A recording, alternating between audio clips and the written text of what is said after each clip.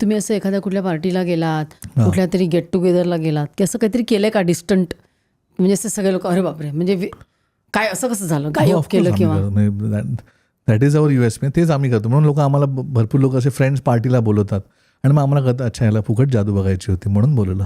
नाही, पण असं केलंय का कधी काहीतरी गायब केलं किंवा असं? हो, खरं केलं आम्ही बऱ्याच वेळा केलं म्हणजे आता तर तसं प्रोफेशन झालं म्हणजे जास्ती प्रोफेशन झाल्यानंतर कमी केलं आहे. पण आधी अशी मला म्हणजे कॉलेजमध्ये असं मी करायचो की कोणी मी सिगरेट पित नाही आणि मला आवडत नाही कोण सिगरेट पितात, स्मोक वगैरे येतं. हां. तर कॉलेजमध्ये माझा पेटंट होतं. कोणी सिगरेट पित असेल तर मी पहिलं घ्यायचो, पहिलं गायब करून परत आणायचो. मग दुसऱ्यांदा गायब करून परत आणायचोच नाही. मग ती गेली गायब. अच्छा, म्हणजे समोरचा कोणी सिगरेट ओढत असेल तर ती गायब. हां, ते सिगरेट गायब. सो ते केल्यानंतर लोक सिगरेट पिणंच बंद केलं माझ्या आजूबाजूला. अरे वा. आजही माझ्या कॉलेजले फ्रेंड भेटले की म्हणतात की अरे हा आहे ना, हा सिगरेट गायब करतो.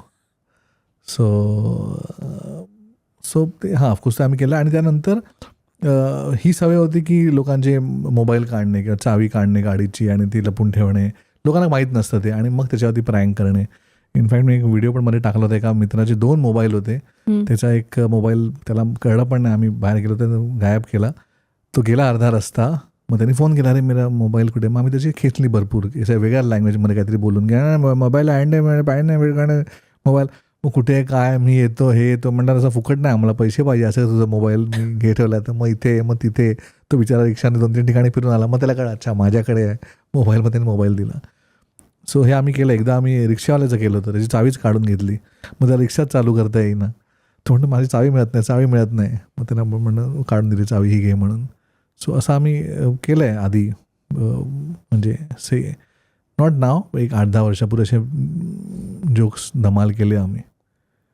मग आता AI आल्यामुळे जादूवर काय परिणाम होणार? म्हणजे आता AI माझ्या दृष्टीने ना, म्हणजे मला AI इटसेल्फ ही जादू आहे असं वाटायला लागलेलं आहे की आपण काहीही प्रश्न विचारा आणि तो उत्तर देतो. म्हणजे अगदी तुम्ही ॲस्ट्रॉलॉजीपासून तुम्ही पुस्तक लिहून घेऊ शकता, तुम्ही काहीही करू शकता. तर AI ही जादूच आहे नाही का? हो, AI मुळात जादूपेक्षा कमी नाही आहे असं म्हणता येईल. झालं काय आत्तापर्यंत कम्प्युटर्स जे होते ना, ते माणूस कम्प्युटरची भाषा शिकत होता. पहिलं ते 0101 बायनरी कोड सुरू झालं. मग काय काय लँग्वेजेस आले, C आलं, लोगो बेसिक लोक शिकायचे. AIमध्ये उलटं होतं आहे. आता AIनी म्हणजे कम्प्युटरनी तुमची भाषा शिकली आहे.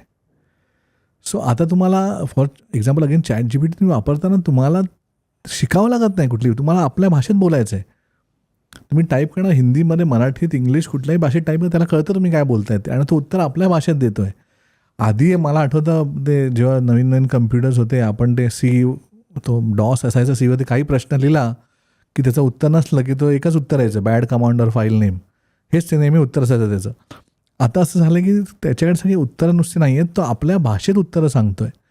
So now it is not just की AI is not just a tool. जे लोक म्हणतात की AI टूल आहे, टूल नाही आहे ते. AIचा सर्वात मोठा डिफरन्स आहे की it is called artificial intelligence. So तो ॲक्च्युली इंटेलिजन्स आहे. सो कुठलीही गोष्ट तुमच्यापेक्षा इंटेलिजंट असली की they are definitely it's like a threat to you ना. म्हणजे आजपर्यंत माणसापेक्षा हुशार काय म्हणतात ते अनुभवलंच नाही आहे, ते आत्ता येतं आहे.